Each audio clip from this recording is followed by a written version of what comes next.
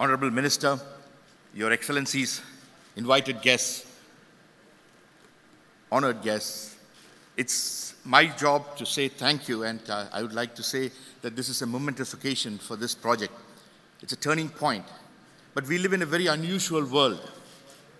While the world leaders are trying to save the euro, UAE is trying to save mankind. This is a whole new paradigm shift. Congratulations to all of you. This is phenomenal. Facebook, the banking industry is now trying to float this $40 billion opportunity.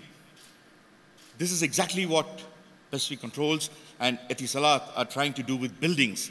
We're creating the building book, the ability to virtualize buildings in real time and have it available on your PDA. Manage them, optimize them, measure your own personal carbon footprint. All these things are possible today by technology, and it's all through the network. And here we create history where for the first time in the history of mankind, a public-private partnership has come into being. And we're taking and forging a relationship with the support of the government to move forward in changing the way the world operates using technology. We're showing leadership to the world where we're predominantly taking the knowledge base that we created right here and showcasing this opportunity by reducing our own carbon footprint. We need your support, each one of you. The collaterals that you own and operate are phenomenal. It can change the way the world will look at us in terms of this leadership and being able to practice what we preach.